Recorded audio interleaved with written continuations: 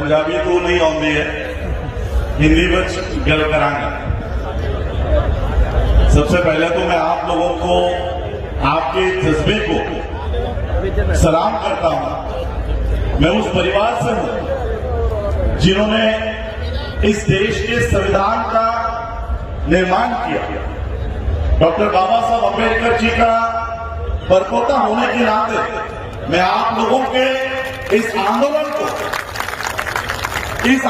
में पूरे दिल से पूरे सभी भारत में ही नहीं, भारत के बाहर, अभी मैं बैठा था तो मुझे कनाडा से फोन आया, ऑस्ट्रेलिया के जितने भी अम्बेडकराई पूरे विश्व में है, सभी विश्व के अम्बेडकराई लोगों ने आपके इस आंदोलन को समर्थन दिया हुआ है।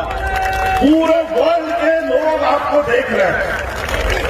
ये मोदी सरकार में आने के बाद पूरे देश भर में एक डर का माहौल था और खासकर बाबा साहब को मानने वाले लोगों में एक डर था कि ये मोदी संविधान को हटाने की कोशिश कर रहा, लोकतंत्र को हटाने की कोशिश कर रहा। डॉक्टर बाबा साहब अम्बेडकर जी ने इस देश को संविधान देते समय ये डर महसूस किया था कि लोकतंत्र को इस देश में हम दे रहे हैं, लेकिन वो कब तक टिकेगा, क्या लोकतंत्र इस देश में बचेगा। लेकिन आज मुझे आप लोगों को देखकर लगता है डॉक्टर बाबा साहब अम्बेडकर जी ने 1956 में यह डर महसूस किया था, लेकिन आज 2020 में पूरे कॉन्फिडेंस के साथ कहता हूं, मोदी नहीं, मोदी का बाप भी आ जाए, इस देश से लोकतंत्र कभी नहीं हटने वाला। मेरे पहले कुछ लोग कह रहे थे कि ऑपोजिशन आज खत्म हो गया, मीडिया खत्म हो गया। जिस दिन ऑपोजिशन नहीं होता उस दिन ये देश के लोग ऑपोजिशन का काम करते हैं। और आज ये संसद के लोग में ये देश के सभी लोग, सिर्फ किसान ही नहीं, इस देश का सिर्फ किसान ही नहीं, इस देश का मजदूर हो, विद्यार्थी हो, इस देश की महिला हो, सभी लोग आज इस कानून का विरोध कर रहे हैं। मैं बंबई से चलकर आया हूं, महाराष्ट्र में भी इसी तरह का काम, इसी तरह का दृश्य महाराष्ट्र में भी शुरू हो चुका है, हरियाणा में चल रहा है, पंजाब में चल रहा है। अब पूरा देश ठप हो जाएगा।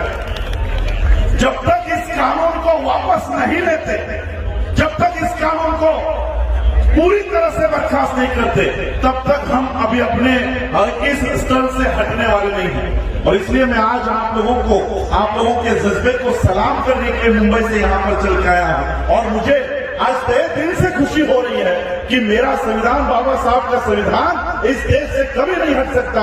जब तक वो आपके हाथों में है तब तक वो कभी नहीं हट सकता।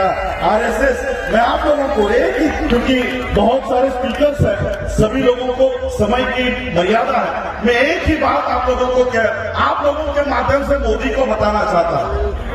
मोदी को लगता है कि संसद में अब हम बहुमत में आ गए, 350 के ऊपर एमपी हो गए हैं, राज्यसभा में हम लोग बहुमत में आ गए।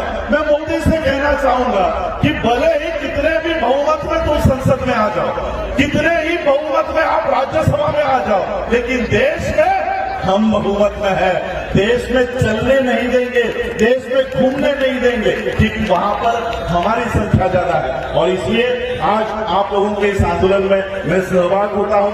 और आप लोगों, क्योंकि समय की पाबंदी है, एक नारा देकर अपनी वाणी को विराम देता हूं। वाहिगुरु जी का खालसा, वाहिगुरु जी की फतेह। जो बोले सो निहाल। थैंक यू, बहुत बहुत धन्यवाद जी।